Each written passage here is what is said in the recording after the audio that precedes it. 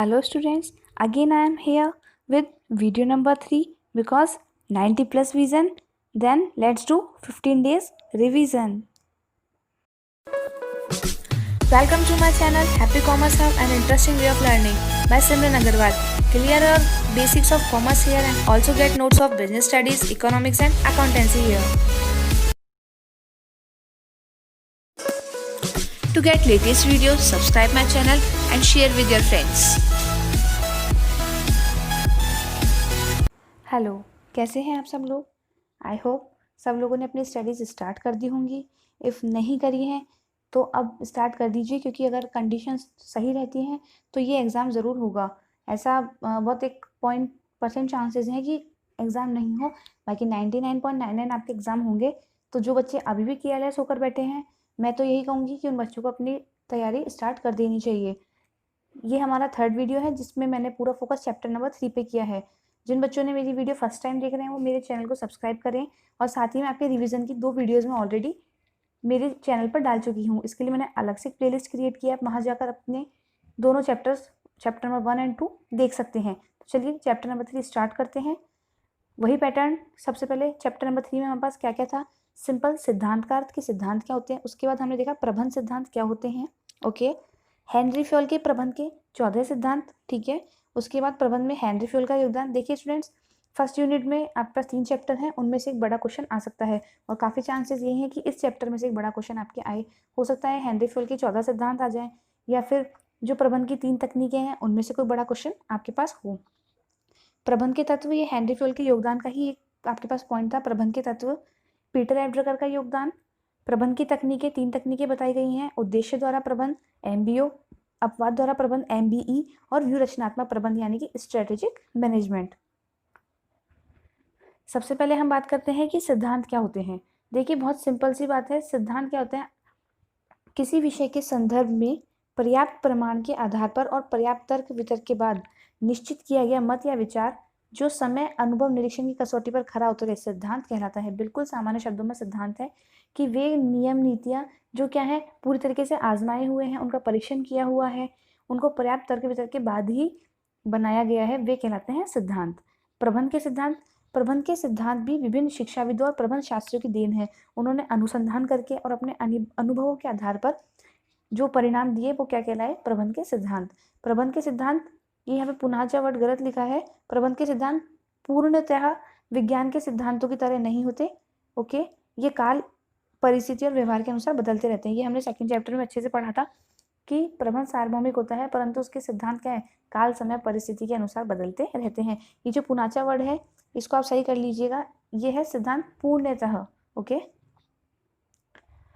आधुनिक प्रबंध के जन्मदाता हेनरी फ्योल को बताया गया है। शॉर्ट क्वेश्चन में आ सकता है कि आधुनिक प्रबंध का जन्मदाता किसे कहा गया है? Henry Fayol. इस चैप्टर में आपके 1-1 मार्क्स के काफी सारे क्वेश्चन हैं।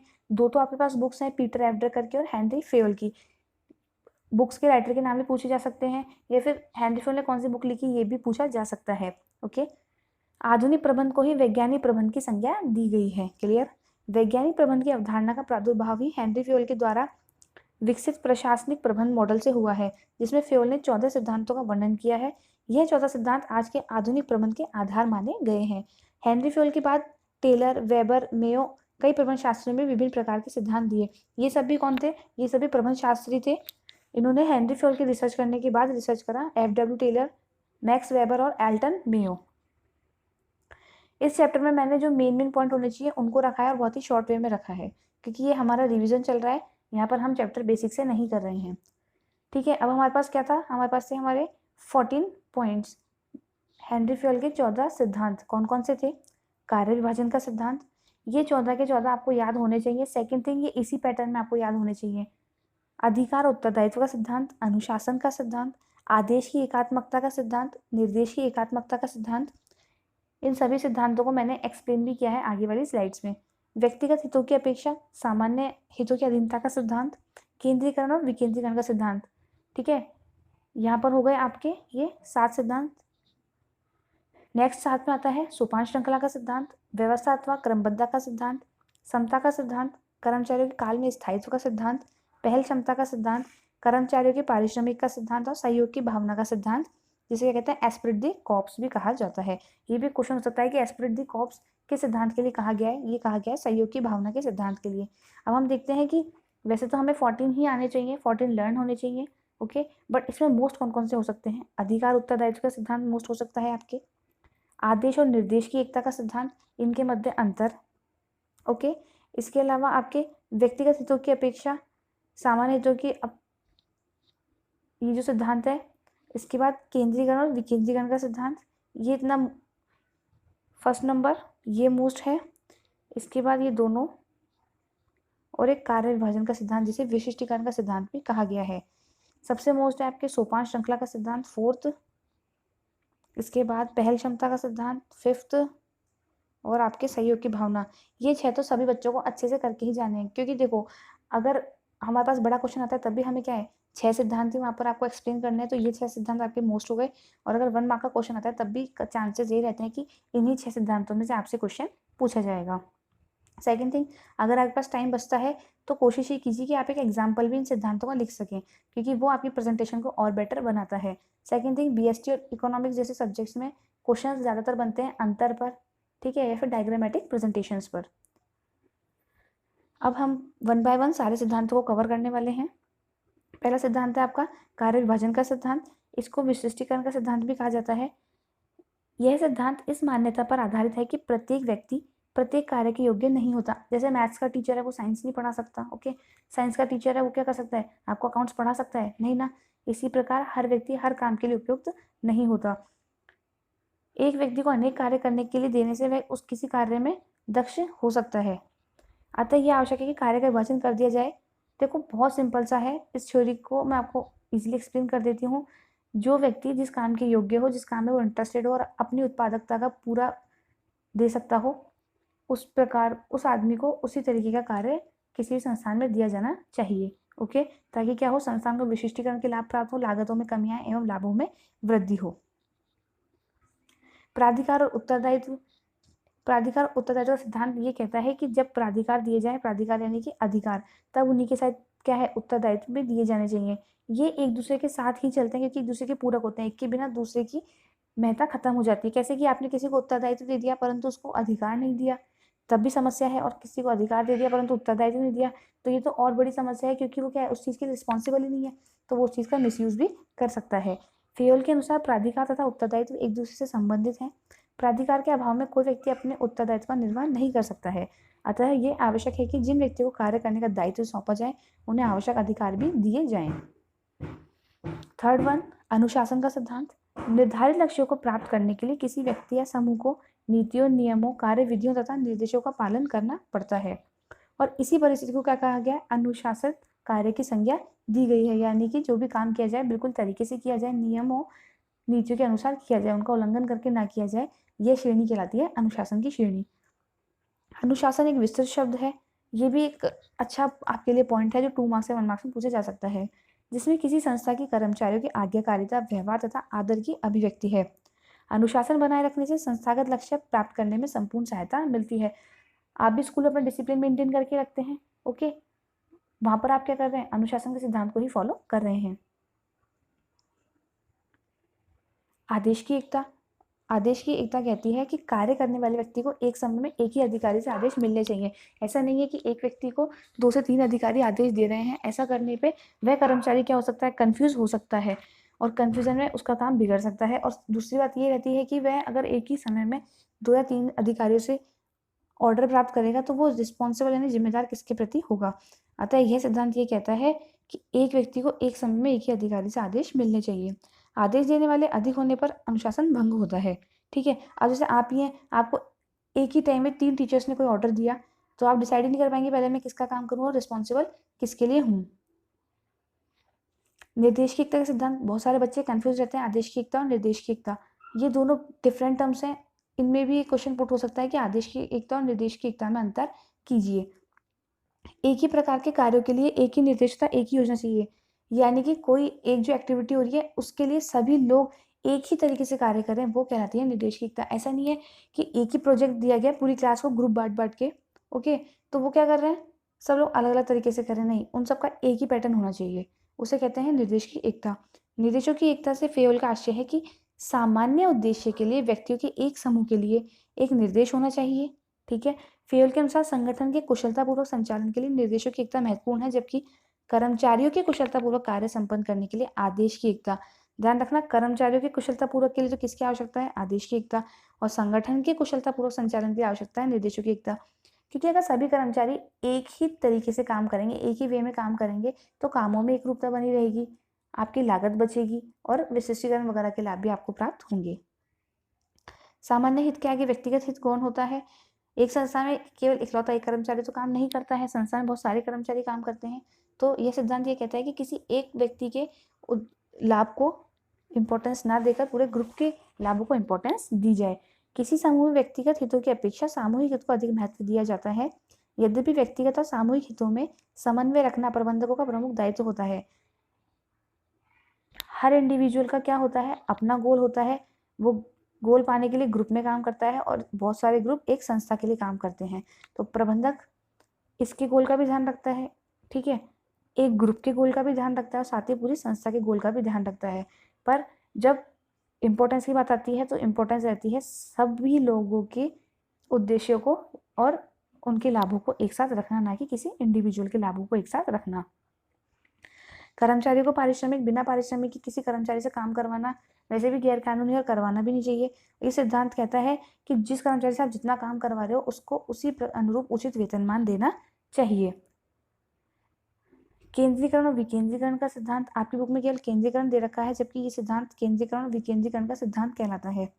केंद्रीकरण से आशय है निर्णय लेने की शक्ति को केंद्र में रखना, यानी कि अगर छोटी संस्था है देखा जाए तो केंद्रीकरण वहाँ के लिए उपयुक्त रहता है, क्योंकि वहाँ पर एक ही मैनेजर सही रहता है और वही सारे निर्णय लेता है।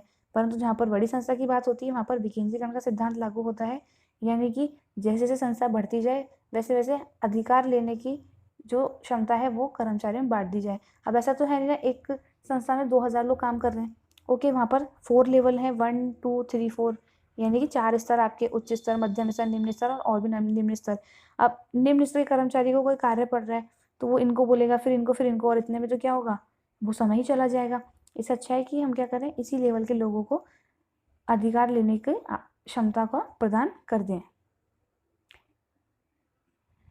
सोपान श्रृंखला का सिद्धांत ये सबसे इंटरेस्टिंग और इम्पोर्टेंट सिद्धांत है। ये कहता है कि एक संस्था में क्या होना चाहिए, जो सोपान श्रृंखला यानी कि कम्युनिकेशन चैनल होना चाहिए वो इस प्रकार से होना चाहिए कि एक कर्मचारी से दूसरे कर्मचारी की ओर और दूसरे कर्मचारी से तीसरे कर्मचारी की ओर। साथ ही अगर किसी नीचे वाले को आदेश देना है तो वह अपने ऊपर वाले को देगा, वह उसके और वह उसके। जो गैंग प्लैंक की संज्ञा है, अगर कोई अपवाद स्वरूप परिस्थिति उत्पन्न होती है, कोई इमरजेंसी उत्पन्न होती है, तो 2 समान स्तर के कर्मचारी उस स्थिति में बात कर सकते हैं। इसे सोपान श्रृंखला के सिद्धांत का अपवाद कहा गया तथा इंग्लिश में इसे कहते हैं गैंग प्लैंक। ध्यान रखना, क्वेश्चन बन सकता है गैंग प्लैंक की संज्ञा किसे दी गई है। ये इस सिद्धांत का एक्सप्लेनेशन है। कॉपी पेन लेके साथ बैठिए और साथ ही साथ इस चीज़ को नोट डाउन करते जाइए, ओके। उच्चतम अधिकारी से लेकर नीचे के अधिकारी के बीच संपर्क रूप एक कड़ी रहनी चाहिए और संदेश वाहन इसे कड़ी के द्वारा जुड़ा होना चाहिए। इसे ही सोपान श्रृंखला की संज्ञा दी गई है। क्लियर? इसका अपवाद मैंने आपको बता दिया, गैंग प्लैंक को ही सोपान श्रृंखला का अपवाद कहा जाता है। फिर आपके लिए व्यवस्था का सिद्धांत। इस सिद्धांत के अनुसार प्रत्येक वस्तु अथवा व्यक्ति के लिए एक निश्चित स्थान होना चाहिए, उसे कहते हैं हम व्यवस्था का सिद्धांत, ताकि समय पड़ने पर या काम पड़ने पर हमें जो चीज़ जहाँ पर चाहिए अगर वो वहाँ पर होगी तो आपका समय बचेगा, आपकी कॉस्टिंग बचेगी, कन्फ्यूजन नहीं होगा। अतः व्यवस्था का सिद्धांत भी किसी भी संस्थान के लिए उपयोगी है। हमारे सामान्य जीवन में भी अगर हमें सुबह स्कूल जाना है, हमें पता है हमारा स्कूल बैग कहाँ पर है, हमारे शू कहाँ पर है, हमारी ड्रेस कहाँ पर है, तो हम जल्दी जल्दी उनको कवर कर लेते हैं। बट वहीं क्या हो रहा है हमें पता ही नहीं है, हो सकता है हमने दूसरे रूम में रख दिया हो या कहीं और पटक दिया हो हमारे बैग को, तो हमारा आधा टाइम तो हमारी बुक्स ढूंढने में, हमारा बैग ढूंढने में ही वेस्ट होगा। तो ये क्या है, व्यवस्था का सिद्धांत है, यानी कि हर प्रत्येक चीज़ और प्रत्येक मनुष्य अपने स्थान पर संस्था में होना चाहिए। समानता का सिद्धांत। ये सिद्धांत न्यायपूर्ण दयापूर्ण व्यवहार को प्रेरित करता है। ये कर्मचारियों की वफादारी और स्नेह को प्राप्त कर सकता है, यानी कि एक मैनेजर के द्वारा, एक प्रबंधक के द्वारा संस्था के सभी कर्मचारियों से क्या किया जाना चाहिए, समानता का व्यवहार करा जाना चाहिए, पक्षपात नहीं किया जाना चाहिए। पक्षपातपूर्ण व्यवहार से कर्मचारी में क्या होता है, रोष उत्पन्न होता है। जैसे आपकी कोई टीचर है, हो सकता है वो किसी बच्चे को इंपॉर्टेंस दे रही है तो बाकी बच्चों को क्या होता है, ऑफकोर्स बात है, थोड़ी सी जेलसी तो होती ही है। क्लियर? तो ये वही कंसेप्ट है कि संस्था में भी एक प्रबंधक को क्या करना चाहिए, सभी कर्मचारियों को समानता देनी चाहिए।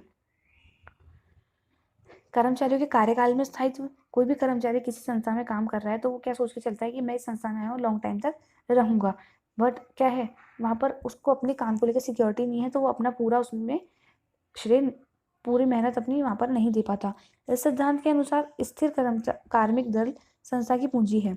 यदि कर्मचारी के कार्यकाल में स्थायित्व होगा तो कर्मचारी सेवा और सुरक्षा के भय से मुक्त रहेंगे।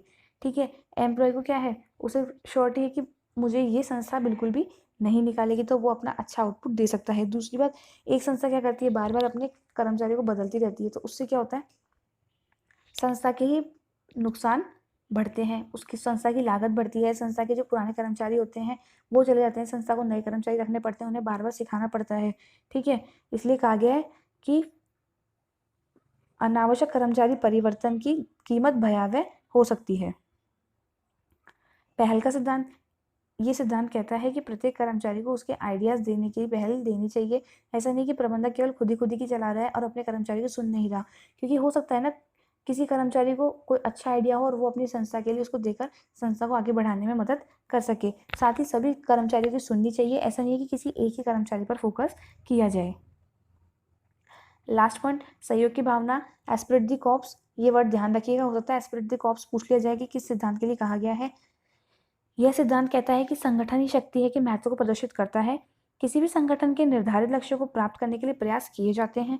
यदि विभिन्न समूह तथा समूह के सदस्यों के बीच सहयोग नहीं होगा तो लक्ष्य प्राप्त करना भी क्या होगा, असंभव हो जाएगा, क्योंकि किसी भी संस्था में एक सिंगल पर्सन उद्देश्यों के लिए काम नहीं करता, वो अपने समूह में उद्देश्यों के लिए काम करता है। आई होप ये 14 सिद्धांत आपको अच्छे से माइंड में वापस याद आ गए होंगे, क्योंकि यहाँ पर मैंने यही ट्राई किया कि मैंने बहुत ईजिली आपको बताया है। कुछ बच्चे अगर चाहें तो इनके साथ अपने एग्जाम्पल्स भी दे सकते हैं। एक क्वेश्चन बनता है आदेश की एकता और निर्देश की एकता, वो यहाँ पर स्लाइड मिस हो गई है, उस स्लाइड को लेने के लिए आप मेरे टेलीग्राम चैनल पर जा सकते हैं। ओके, वहाँ पर मैं उसे शेयर कर दूंगी और वहाँ से आप उसे कॉपी कर लीजिएगा। अब हम देखते हैं प्रबंध विकास में हेनरी फ्योल का योगदान। ओके, हेनरी फ्योल ने क्या क्या योगदान दिया था। हेनरी फ्योल को आधुनिक प्रबंध का पितामह कहा गया है। फर्स्ट क्वेश्चन, हेनरी फ्योल फ्रांसीसी प्रबंधक थे। हेनरी फ्योल ने किस फ्रांस की कंपनी में काम किया, कमेंट्री फॉर चैम्बुलेट कंपनी में। ओके, उनकी पुस्तक थी सबसे पहले 1916 में प्रकाशित हुई, जब ये फ्रांसीसी लैंग्वेज में ही थी, यानी उसका नाम था उस time administration industrial and general.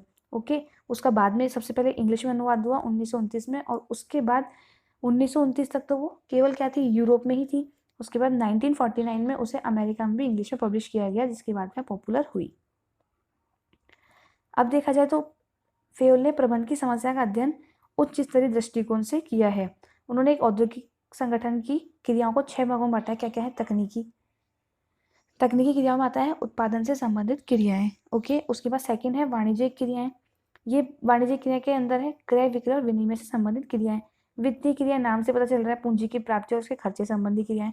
सुरक्षात्मक क्रिया भी जरूरी है, संपत्ति और माल की सुरक्षा से संबंधित क्रिया। लेखांकन, यानी कि लेखांकन तो कॉमर्स वालों का क्या है, बैकबोन है। स्टॉक मूल्यांकन, आर्थिक चिट्ठा तैयार करना, सांख्यिकी आदि से संबंधित क्रियाएं। फिर है आपका प्रबंध की क्रियाएं, नियोजन, संगठन, निर्देशन, समन्वय व नियंत्रण क्रियाएं। ये क्रियाएं तो हमें अच्छे से याद हो ही गई होंगी, नियोजन, संगठन, निर्देशन, समन्वय और नियंत्रण। ये पांचों आपको अच्छे से याद कर लेनी चाहिए, क्योंकि ये आपके टिल लास्ट तक काम में आने वाली हैं। इसके बाद प्रबंध की क्रियाओं के संबंध में फ्योल ने अपने विचारों को कितने भाग में बांटा था, 3।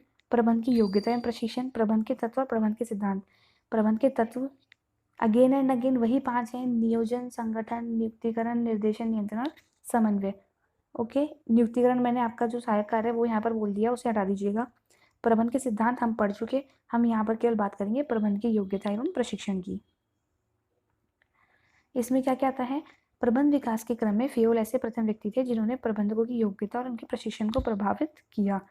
उनके अनुसार एक प्रबंध में निम्नलिखित 6 विशेषताएं होनी चाहिए। क्या क्या, शारीरिक, यानी कि उसका जो शारीरिक स्वरूप है वो अपने कार्य के अनुरूप होना चाहिए। ऐसा नहीं कि एक बीमार आदमी को आपने क्या करा, अपने काम के लिए रख लिया। मानसिक, किसी पागल इंसान को तो हम वैसे भी हमारे काम के लिए नहीं हायर कर सकते। सदाचार, उत्तरदायित्व स्वीकार करने की क्षमता, पहल करने की क्षमता और निष्ठा, गौरवमयता। हेनरी फ्योल के जो तत्व हैं उनमें सदाचार से क्या आशय है, उसमें आप बोलेंगे उत्तरदायित्व स्वीकार करने की क्षमता, पहल करने की क्षमता और निष्ठा। शैक्षणिक कार्य विशेष से संबंधित क्रियाएं, उनके प्रतिपादन का ज्ञान, प्राविधिक कार्य से प्रत्यक्ष संबंध रखने वाली बातों का ज्ञान और अनुभव। ओके, ये हो गए आपके हेनरी फयल के द्वारा बताई गई 6 विशेषताएं जो भी किसी भी कर्मचारी में होनी चाहिए। इसके बाद है प्रबंध के तत्व। मैंने आपको बता दिए थे, नियोजन, संगठन, निर्देशन, नियंत्रण और समन्वय। ये वापस बताने की जरूरत नहीं है, ये 5 माइंड में इस तरह से रख लीजिए कि अगर कोई आपसे नींदों में पूछे तो आप उसको बता सकें। अब हम बात करेंगे प्रबंध के गुरु पीटर एफ ड्रकर की। पीटर एफ ड्रकर नौकरशाही प्रबंध के विरोधी थे। वे प्रबंध को क्या मानते थे? वे प्रबंध को सृजनात्मक क्रिया मानते थे। उनके अनुसार एक प्रबंधक का मुख्य कार्य क्या था? सृजन और नवप्रवर्तन। याद रखिएगा, पीटर एफ ड्रकर की पुस्तक का नाम था मैनेजिंग इन ट्यूबुलेंट टाइम्स, जो कब हुई? 1980 में पब्लिश हुई। ध्यान रखना, ये बुक्स पूछी जा सकती हैं विद ईयर। बुक्स के नेम याद कर लीजिएगा, साथ ही ईयर भी याद कर लीजिएगा। अगर बुक का नाम पूछा जाए तो ईयर अगर आप साथ में लिखते हैं तो ये अच्छा इंप्रेशन एग्जामिनर पर रहता है। पीटर एफ ड्रकर के अनुसार प्रबंध के प्रमुख कार्य हैं उद्देश्य एवं लक्ष्य, उत्पादक कार्य, श्रमिक उपलब्धि, सामाजिक प्रभाव, सामाजिक उत्तरदायित्व, समय, आया, प्रशासन और उद्यमिता। ये पीटर एफ ड्रकर के अनुसार प्रबंध के कार्य हैं। फेयल के अनुसार कौन से हैं? नियोजन, संगठन, निर्देशन, नियंत्रण और समन्वय। जबकि पीटर एफ ड्रकर के अनुसार है उद्देश्य एवं लक्ष्य, उत्पादक कार्य, श्रमिक उपलब्धि, प्रशासन, उद्यमिता, सामाजिक प्रभाव आदि। पीटर एफ ड्रकर का जो सबसे मुख्य योगदान माना जाता है वो माना जाता है उनके द्वारा 1954 में प्रतिपादित एक प्रबंध की तकनीक जिसे कहा गया है उद्देश्य द्वारा प्रबंध, जिसके बारे में हम आगे अच्छे से पढ़ने वाले हैं। ओके, अब आपके पास एक टॉपिक था कि प्रबंध की तकनीकें। जैसे जैसे प्रबंध डेवलप होता जा रहा है, प्रबंध के नए नए आयाम देखने को मिल रहे हैं। उसमें क्या क्या है? उद्देश्य द्वारा प्रबंध, अपवाद द्वारा प्रबंध, व्यू रचनात्मक प्रबंध। आपकी बुक में केवल ये 3 ही प्रबंध दिए गए हैं, इसलिए हम केवल इन्हीं 3 की बात करेंगे। बट आप एग्जाम पॉइंट ऑफ व्यू से 2 और याद कर जाइएगा। हो सकता है कि वो आपसे पूछ ले कि प्रबंध के नए उभरते हुए आयाम कौन से हैं, बताइए। 3 हमें याद रहेंगे, क्लियर। 1-2 और कर जाइए। परिवर्तन का प्रबंध, ठीक है, मैनेजमेंट ऑफ चेंज। संघर्ष का प्रबंध, कॉन्फ्लिक्ट मैनेजमेंट, 5। और एक और कर लीजिए, प्रबंध सूचना प्रणाली, MIS। ठीक है, ये तीनों हमें डिस्क्रिप्शन में पढ़ने हैं और ये तीनों हमें शॉर्ट क्वेश्चन के अकॉर्डिंग याद करने हैं। सबसे पहले हम स्टार्ट करते हैं उद्देश्य द्वारा प्रबंध, जिसे क्या किया गया है? परिणामों द्वारा प्रबंध की संज्ञा भी दी गई है। देखो, उद्देश्य द्वारा प्रबंध 1954 में पीटर ड्रकर ने इस विचार का प्रतिपादन किया। बाद में इसे प्रोफेसर स्ले ने नाम बदल के क्या रख दिया? परिणामों द्वारा प्रबंध। बिल्कुल साधारण शब्दों में कहा जाए तो समस्त प्रबंध के कार्यों का उद्देश्य अभिमुखी होना ही उद्देश्य द्वारा प्रबंध है। वापस देख लो, समस्त प्रबंध के कार्यों का उद्देश्य अभिमुखी होना ही उद्देश्य द्वारा प्रबंध है। यानी कि जितने भी प्रबंध के कार्य कर रहे हैं उनका मुख्य उद्देश्य क्या होना चाहिए? अपने उद्देश्य को प्राप्त करना। दूसरे शब्दों में उद्देश्य द्वारा प्रबंध का निर्धारण करके उनके आधार पर प्रबंध प्रक्रिया करने से, यानी कि पहले उद्देश्य निर्धारित करो और उन्हीं के हिसाब से अपनी प्रबंध प्रक्रिया को आप क्या करो? निर्धारित करो। परिभाषा कहती है एंटनी राय के अनुसार कि यह प्रबंध का परिणाम अभिमुखी दर्शन है जो उपलब्धि तथा परिणामों पर बल देता है। एंटनी राय के अनुसार यह प्रबंध का परिणाम अभिमुखी दर्शन है जो उपलब्धि तथा परिणामों पर बल देता है। ओके, जो आपके उद्देश्य होते हैं वो क्या होते हैं? हमारे परिणाम ही तो होते हैं। बस अभी हम जो निर्धारित कर रहे हैं वो क्या है? हमारे उद्देश्य। जब हमें प्राप्त हो जाएंगे तब वो क्या कहलाएंगे? तब वो कहलाएंगे आपके परिणाम कहलाएंगे। ओके, ठीक है। अब निष्कर्ष रूप में क्या कह सकते हैं कि MBO एक ऐसी प्रणाली है जिसमें सभी श्रेणी के प्रबंधक तथा अधीनस्थ मिलकर संयुक्त रूप से संस्थागत, विभागीय और व्यक्तिगत उद्देश्यों को निर्धारित करते हैं। यानी कि यहाँ पर उद्देश्य निर्धारित किए जाते हैं, व्यक्तिगत, उसके बाद सामूहिक, उसके बाद संस्थागत। क्लियर? हर लेवल का उद्देश्य होता है। अगर आप किसी संस्था में काम करने जाओगे तो आपके खुद के उद्देश्य होंगे। फिर आप किसी ग्रुप में काम करोगे तो वहाँ पर आपको क्या दिया जाएगा? एक प्रोजेक्ट दिया जाएगा। उस ग्रुप का भी अपना उद्देश्य होगा। वो प्रोजेक्ट किस लिए दिया गया? आपको अपनी संस्था के उद्देश्य प्राप्त करने के लिए। तो कुल मिला के उद्देश्य, उद्देश्य और उद्देश्य, बस उनके स्तर बदलते जाते हैं, परंतु उनमें सामंजस्य बिठाना जरूरी है, क्योंकि संस्था के उद्देश्य सबसे इंपॉर्टेंट होते हैं, जबकि एक इंडिविजुअल के लिए उसके खुद के उद्देश्य सबसे इंपॉर्टेंट होते हैं।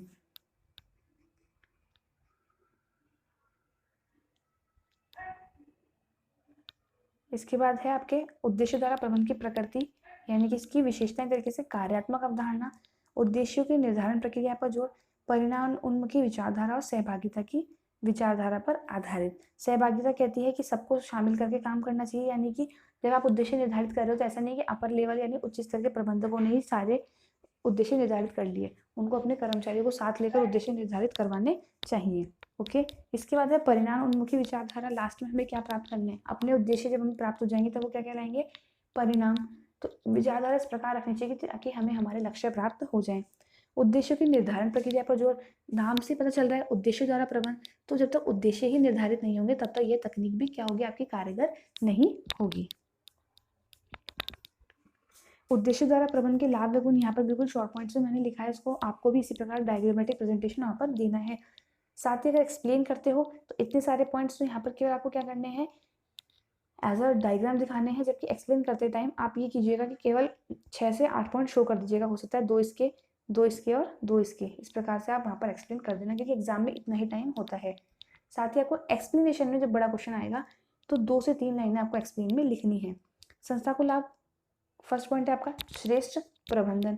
देखो श्रेष्ठ प्रबंधन तो होगा ही जब आपको पता है कि आपको क्या उद्देश्य प्राप्त करने हैं और आपने एक सिंगल कर्मचारी से लेकर लास्ट तक जो हायर मैनेजमेंट के मैनेजर्स हैं उन तक की क्या लिए, अपने हेल्प ली है अपने उद्देश्य निर्धारित करने में। तो ऑफकोर्स ये बात है कि संस्था के उद्देश्य प्राप्ति में आप प्रबंधन अपना श्रेष्ठ कर पाएंगे। श्रेष्ठ नियोजन, ये इसी की प्रणाली समझ लीजिए। जब उद्देश्य पता है तो हम उन्हीं के अनुसार अपना नियोजन भी कर सकते हैं। संगठन स्पष्टता, वचनबद्ध निष्पादन और प्रभावी नियंत्रण। अधीनस्थों के मार्गदर्शन में आसानी, उच्च प्रबंधकों को लाभ, क्योंकि जब उन्होंने उद्देश्य निर्धारित किए थे तब क्या करा था, अधीनस्थों को भी साथ में लेकर ही उद्देश्य निर्धारित करे थे। मूल्यांकन का उचित आधार। ओके, हमें क्या पता है, हमारे उद्देश्य पता है कि हमें ये प्राप्त करना है। जब हमें अपना स्टैंडर्ड पता है तो फिर आप क्या कर सकते हो, मूल्यांकन भी इजीली कर सकते हो कि उद्देश्य प्राप्त हुए या नहीं। अभिप्रेरणा में आसानी, समन्वय में सरलता। अधीनस्थों को क्या क्या लाभ है, लक्ष्य का ज्ञान। ओके, कार्य संतुष्टि में वृद्धि, अधिक कार्य करने के लिए प्रेरित, भ्रांतियों में कमी और पहलपन में वृद्धि। मैं 2-3 पॉइंट एक्सप्लेन कर देती हूँ। पहलपन में वृद्धि, देखो जब एक लोअर लेवल के कर्मचारी को हायर कमेटी के साथ बैठने उठने का मौका मिलता है, उनकी बातें समझने का, उनको सामने अपनी बातें रखने का मौका मिलता है, तो कर्मचारियों में क्या होता है, एक इंपॉर्टेंस वाली फीलिंग जागृत होती है। ओके, और वो क्या करते हैं, खुद से पहल करने की कोशिश करते हैं। भ्रांतियों में कमी, हर किसी एम्प्लॉय को अब क्या है, अपने उद्देश्य क्लियर है तो भ्रांतियों में कमी होगी। अधिक कार्य करने के लिए प्रेरित, जब पहलपन मिलता है, इंपॉर्टेंस मिलती है आपको, ठीक है, तो क्या मन करता है इंसान का कि वो अपना बेस्ट देने की कोशिश करे। कार्य संतुष्टि में वृद्धि, ये एक तरीके से इन्हीं सब का मिक्सचर है, क्योंकि जब एक कर्मचारी अच्छा काम कर रहा है तो कार्य संतुष्टि में भी उसकी वृद्धि होगी ही। लक्ष्य का ज्ञान, सभी कर्मचारियों को उनके उद्देश्य अच्छे से क्लियर होते हैं। उद्देश्य द्वारा प्रबंधन की सीमाएं क्या क्या है, उद्देश्य निर्धारण में कठिनाई। अब तक तो हम बात कर रहे थे लाभ की। ओके, अब हम बात करते हैं सीमा की। उद्देश्य निर्धारण में कठिनाई, मैंने कहा था इंडिविजुअल होता है, उसके बाद ग्रुप होता है, ग्रुप के बाद संस्था होती है। हर किसी को अपने अपने लक्ष्य बनाने होते हैं और अंत में संगठन के लक्ष्य प्राप्त करने होते हैं। तो हो सकता है कि लक्ष्य निर्धारण में ही कठिनाइयाँ आ जाएं, क्योंकि हर कोई क्या कोशिश करेगा कि पहले मेरा उद्देश्य पूरा हो, पहले मेरा उद्देश्य पूरा हो। संतुलन की समस्या, एक संस्था में बहुत सारे कर्मचारी होते हैं, जब सब अपना अपना पॉइंट ऑफ व्यू रखेंगे तो ऑफकोर्स ये बात है संतुलन में समस्या होगी ही। बेलोचता की कठिनाई, उद्देश्य निर्धारित हो गए तो बार बार उद्देश्यों को परिवर्तित नहीं किया जा सकता, अतः बेलोचता हमें देखने को मिलती है। उच्च प्रबंधकों की सहभागिता का अभाव, देखो उच्च प्रबंधकों का माइंडसेट होता है कि हम लोअर लेवल के कर्मचारी को साथ में नहीं इन्वॉल्व करेंगे, क्योंकि हम उच्च प्रबंधक लेवल है, हमारा माइंडसेट अलग है, और एक लोअर लेवल के कर्मचारी का माइंडसेट अलग होता है।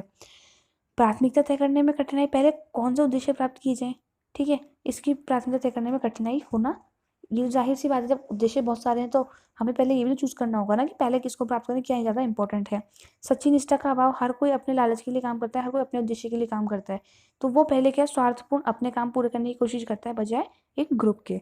खर्चीली प्रक्रिया, सबको साथ लेकर चलना, ठीक है, सबके क्या करना, सबके उद्देश्यों को जानना, फिर उनमें डिसाइड करना कि बेस्ट क्या है हमारी कंपनी के लिए।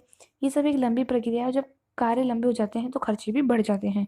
दीर्घकालीन नियोजन की उपेक्षा, सब लोग शॉर्ट टर्म टेन्योर में आजकल बातें करते हैं, लॉन्ग टर्म टेन्योर की कम ही लोग सोचते हैं।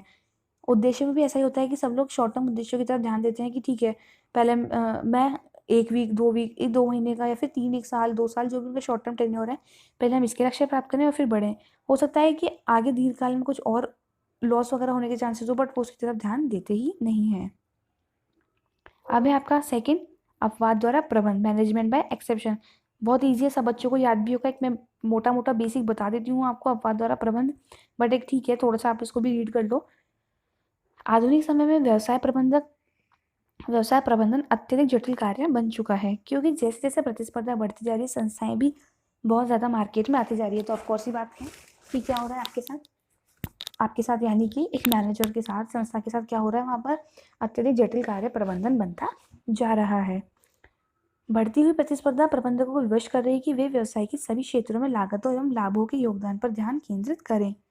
प्रबंधक की संगठित एवं व्यवस्थित योजना के अभाव में आज प्रबंधक सूचनाओं के ढेर में दब सकता है और प्रबंध कार्य उसकी क्षमता से परे हो सकता है। देखो, इस थ्योरी को नहीं पढ़ना हमें, मैं आपको इजीली एक्सप्लेन कर देती हूँ। ये तो मैंने जस्ट एक था कि अपवाद द्वारा प्रबंध थोड़ा बच्चों को टफ लगता है, तो मैंने याद कराने के लिए थोड़ी सी थ्योरी रीड कर दी है।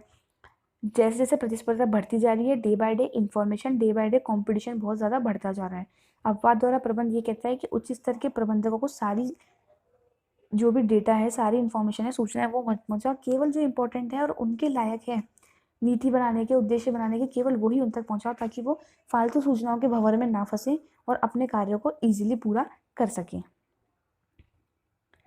अपवाद द्वारा प्रबंध वह तकनीक है जो बताती है कि समस्त कार्यों और मामलों में उच्च प्रबंधकों का ध्यान आकर्षित नहीं करना चाहिए। अब आपको बिल्कुल सिंपल सा एग्जाम्पल लो, आपकी क्लास में 2 बच्चों में लड़ाई हुई, तो आप ऐसा है कि सीधे सीधे जाके प्रिंसिपल या ट्रस्टी के पास जाओगे? नहीं ना। आप क्या करोगे कि या तो अपने लेवल पे सॉल्व करने की कोशिश करोगे, या फिर मैक्स टू मैक्स क्या करोगे, क्लास टीचर के पास चल जाओगे, बट सीधे प्रिंसिपल और ट्रस्टीज के पास तो नहीं जाएंगे ना। वही रूल ये कहता है कि सारी बातें, यानी कि केवल वही इन्फॉर्मेशन आप उच्च स्तर तक पहुंचाओ जो उनके लिए ज़रूरी है। अनावश्यक बातें उन तक पहुंचाने की आवश्यकता आपको नहीं है। लेस्टर आर बिटेल के अनुसार एमबीई की फुल फॉर्म है मैनेजमेंट बाय एक्सेप्शन। पहचान में संचार की वह प्रणाली है जो प्रबंधक को उस समय संकेत देती है जबकि उसका ध्यान आकर्षण जरूरी होता है। केवल इंपॉर्टेंट बातों पर ध्यान जाएगा तो एक प्रबंधक के लिए भी अपने निर्णय लेने में आसानी होगी। डेफिनेशन कहती है रेमंड मैक्लियोड की कि अधिकांश प्रबंधकों के पास इतने ज़्यादा उत्तरदायित्व होते हैं कि वे सभी मामलों पर उचित ध्यान देना अव्यवहारिक या कठिन पाते हैं। प्रबंधकों को चाहिए कि वे अपना ध्यान अत्यंत अच्छे और अत्यंत बुरे निष्पादन पर ही केंद्रित करें। केवल 2 चीज़ों पर फोकस करो, या तो कुछ बहुत अच्छा हो रहा हो उस पर, या फिर बहुत कुछ बुरा हो रहा हो उस पर। एक और है आपके प्रबंध विद्वान स्टार। एक बात मैं और बता दूं बच्चों को कि अगर आपको लगता है कि आपने बहुत अच्छे से डेफिनेशन याद करी बट आप ऑथर का नाम भूल गए, तो पहले तो कोशिश करो कि ऑथर का नाम याद आ जाए। नहीं आता तो फिर आपको लिखना है प्रबंध विद्वान के अनुसार, और फिर वही अपने इन्वर्टेड कॉमा में आपकी डेफिनेशन लिख दो। संक्षेप में निष्कर्ष में कह सकते हैं कि अपवाद द्वारा प्रबंध वह प्रणाली है जो प्रबंधकों को उन अपवादों को सक्रिय खोज के लिए प्रोत्साहित करती है जो कि उन्हें उनकी सृजनात्मक योग्यताओं की प्रयुक्ति की अनुमति देता है। देखो, ये जो इसने एक्सप्लेनेशन दिया है, जो निष्कर्ष दिया है, थोड़ा सा टफ है, इसको आप अपने वर्ड्स में कन्वर्ट करके ही लिखना।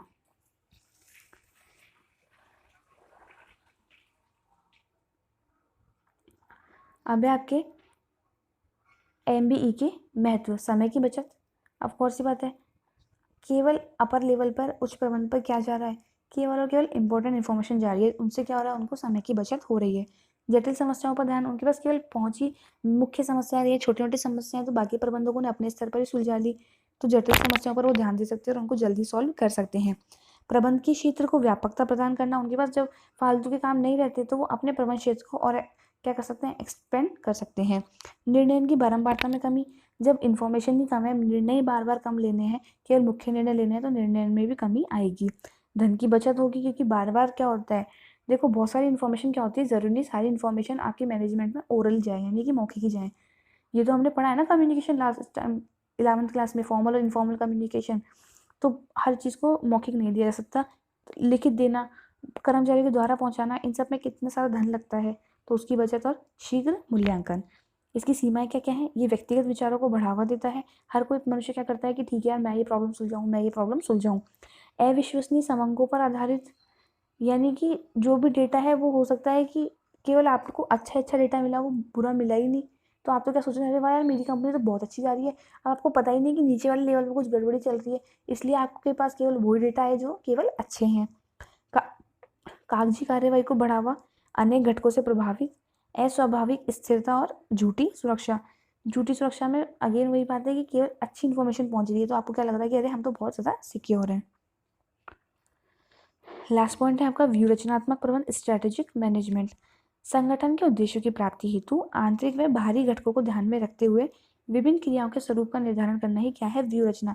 देखो, एक सामान्य मनुष्य भी अपने लिए क्या बनाता है? प्लानिंग तो करता ही करता है। अब टिपिकल सिचुएशन में जो प्लानिंग करी जाती है वो क्या कहलाती है? व्यू रचना। ओके, एक स्टूडेंट क्या करता है, सोच के चलता है कि जब एग्जाम आएंगे तो मैं ऐसे पढ़ूंगा, या फिर जो भी उसका पैटर्न रहेगा वो क्या है, वो अपने एग्जाम के लिए व्यू रचना ही बना रहा है। वैसे एक संगठन क्या करता है, अपने उद्देश्य की प्राप्ति के लिए समस्त घटकों का अध्ययन करता है और फिर अपनी क्रियाओं के स्वरूप को निर्धारित करता है। यही क्या कहलाता है, व्यू रचना। सामान्य शब्दों में व्यू रचना प्रबंध का आशय संगठन के लिए पूर्व निर्धारित उद्देश्यों की प्राप्ति हेतु भावी दिशा के बारे में निर्णय लेने और उन निर्णयों को लागू करने से संबंधित है। डेफिनेशन बोलती है स्टोनर और फ्रीमैन के अनुसार कि व्यूहरचना प्रबंध की एक ऐसी प्रक्रिया है जो एक संगठन को व्यूहरचना नियोजन और उन योजनाओं पर कार्यवाही करने हेतु बाध्य करती है। निष्कर्ष रूप में हम कह सकते हैं कि व्यूहरचनात्मक प्रबंध का अर्थ संगठन के उद्देश्यों का निर्धारण, व्यूहरचना का निर्माण और उसके लागू करने एवं क्रियान्वित करने की प्रबंध प्रक्रिया से है और समयांतराल से उनसे संबंधित उपयुक्त सुधारात्मक कदमों को उठाया जाता है। विशेषता क्या क्या है, औपचारिक प्रबंध प्रक्रिया, ये पूर्णतः औपचारिक होती है, इसमें अनौपचारिकता का कोई भी महत्व नहीं है। प्रबंधकों की प्रतिबद्धता, स्ट्रेटजी यानी कि व्यूहरचना बनाने के बाद वो प्रतिबद्ध हो जाते हैं कि उनको कोई भी काम जो उन्होंने प्लानिंग करी है उसी वे में करना है, ठीक है, वो क्या कहते हैं उसके प्रति प्रतिबद्ध हो जाते हैं। व्यवस्थित प्रक्रिया, हर चीज़ बिल्कुल क्या है, मैनेज हो जाएगी, क्योंकि हमने क्या बनाया है, व्यूहरचना। जैसे आपने महाभारत देखी होगी तो उसमें वो व्यूहरचना बनाते हैं जो वो जिसमें एकलव्य फंस जाता है व्यूहरचना में, वो क्या थी, बट उन्हें पता था ना कि ये व्यूहरचना बनाई गई है और मुझे इसी में जाके लड़ना है। ओके, उच्च स्तरीय प्रबंध, साध्य एवं साधन, ठीक है। व्यूहरचनात्मक प्रबंध कौन करता है, उच्च स्तरीय प्रबंध के लोग ही करते हैं। साध्य एवं साधन, साध्य क्या है आपका, व्यूहरचनात्मक प्रबंध। निर्देशात्मक नियोजन, गतिशील प्रक्रिया, ये लगातार चलती रहती है और भविष्य को देखकर ही बनाई जाती है, भविष्योन्मुखी प्रक्रिया। महत्व कहता है व्यवसाय का कुशल संचालन, अच्छे से आपने घटकों का अध्ययन किया है तो आप प्लानिंग भी अच्छी करेंगे, व्यवसाय का कुशल संचालन होगा। उद्देश्य की स्पष्टता और प्रेरणा, वातावरणीय चुनौतियों का सामना, बाह्य घटक और आंतरिक घटक सभी संस्थान को एक व्यवसाय को प्रभावित करते हैं, अतः सभी घटकों का अध्ययन व्यूहरचनात्मक प्रबंध में हम पहले ही कर लेते हैं, इसलिए वातावरणीय चुनौतियों का सामना करना भी आसान हो जाता है। संगठन की क्षमता और योग्यता में वृद्धि, आई थिंक ये पॉइंट्स जब हमने पढ़ लिया इतना तो इनको एक्सप्लेन करना बहुत बड़ा मैटर नहीं रह जाता है। परिवर्तनों के प्रतिरोध में कमी, कर्मचारी अभिप्रेरणा में सुधार। इसके बाद जो अब आपके पास क्या है, मेरे अकॉर्डिंग कुछ एक्स्ट्रा क्वेश्चन, फेयल और ड्रकर की पुस्तक का नाम मैंने वहाँ पर भी हाईलाइट कर दिया था आपको पहले। परिणामों द्वारा प्रबंध के जनक कौन है, गैंगप्लैंक या समतल संपर्क से क्या आशय। जैसे जैसे मैंने आपको यहाँ पर रिवाइज करवाया वैसे वैसे मैंने आपको ये क्वेश्चंस के आंसर भी मैं बताती गई हूँ, इसलिए यहाँ पर नहीं बताऊंगी ताकि ऐसा टास्क ये रहे, आप वीडियो में जाएं जिस बच्चे को याद नहीं है, ताकि एक बार में क्या होगा आपको याद हो जाएगा। फेयोल ने शोध कार्य कहाँ संपन्न करा, इसमें उस कंपनी का नाम आएगा जहाँ पर उन्होंने अपना संपूर्ण जीवन बिताया। फेयोल ने औद्योगिक संगठन क्रियाओं कितने भागों में बांटा। फेयोल ने प्रबंध के कौन से तत्व बताए, मैंने एक एक क्वेश्चन को आपको अच्छे से बताया है। आधुनिक प्रबंध का पितामह किसे कहा गया, प्रबंध गुरु किसे कहा गया, ये सब 1 मार्क के क्वेश्चन आपके आ सकते हैं। प्रबंधक का प्रमुख कार्य ड्रकर ने क्या बताया, व्यू रचना किसे कहा गया है, अपवाद द्वारा प्रबंध किसे कहा गया है, और व्यू रचनात्मक भविष्योन्मुखी प्रक्रिया है कैसे, ये मैं एक्सप्लेन कर देती हूँ। व्यू रचना भविष्योन्मुखी प्रक्रिया है क्योंकि व्यू रचना भविष्य को देखकर ही बनाई जाती है, भविष्य को देखते हुए वर्तमान के अंतर्गत जो भी घटक एक संस्था को प्रभावित कर रहे हैं उन सभी का अध्ययन करके भविष्य में अपने उद्देश्यों की प्राप्ति के लिए जो योजना बनाई जाती है उसे व्यू रचना कहते हैं। अतः ये क्या है, भविष्योन्मुखी प्रक्रिया। आई होप आज का आपका 3rd चैप्टर बहुत अच्छे से समझ में आया होगा। ऐसे ही बाकी जो 12 चैप्टर हैं मैं आपको अवेलेबल करवा दूंगी। आपको लगता है कि आपको सब समझ में आया तो अपने फ्रेंड्स के साथ शेयर करना ना भूलें, और अगर आप मेरे चैनल पे न्यू हैं तो मेरे चैनल को सब्सक्राइब करें। साथ ही आप मेरे टेलीग्राम चैनल को जाकर भी ज्वाइन कर सकते हैं और वहाँ पर एक ग्रुप है, अपनी प्रॉब्लम शेयर करने के लिए आप वो भी ज्वाइन कर सकते हैं। Thank you.